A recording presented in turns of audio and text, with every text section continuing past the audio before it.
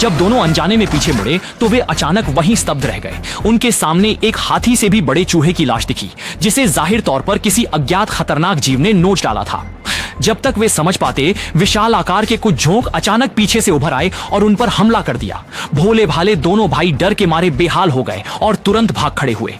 ओम समुद्र में रहने का आदी था, उसे जमीन पर दौड़ना नहीं आता था। उसके दोनों हाथ शरीर के दोनों ओर सख्ती से चिपके थे। इसे देखकर कियांग ने तुरंत चिल्लाया, उसे हाथ हिलाने के लिए कहा। नतीजा यह हुआ कि ओम ने कोशिश की और तेजी से कियांग से आगे निकल गया। पीछे की ओर कीड़ों के समूह ने पीछा करना नहीं छोड़ा। संकट के समय कियांग को एक मांसाहारी फूल ने अनजाने में बचा लिया और दोनों भाइयों ने कुशलता से मांसाहारी फूल के हमले से बच लिया।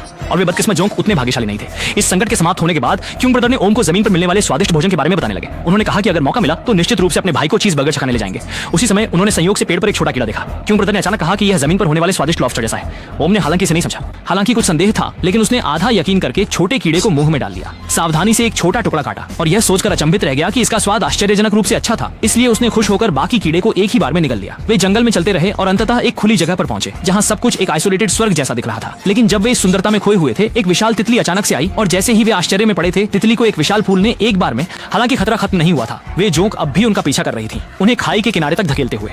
जब वे इस संकट में फंस गए थे, उसी समय उनके सामने एक विशाल मूर्ति खड़ी थी, जिस पर उकेरा हुआ था। बस एक पंक्ति खुदी थी, केवल सच्चे राजा ही पुल का निर्माण कर सकते हैं। ठीक उसी पल जब जोंक उन पर हमला करने वाली थी, तो मजबूत भाई बिना हिचकिचाहट के चट्टान के किनारे पर मूर्ति की ओर दौड़ा। ये देखकर ओम ने तुरंत नापसंदगी का भाव दिखाया। सोचा नहीं, अगले ही पल प्रतिमा अचानक से टूटकर गिरने लगी और बड़ी आवाज के साथ खाई के ऊपर गिर गई, जिससे एक अस्थायी पुल बन गया।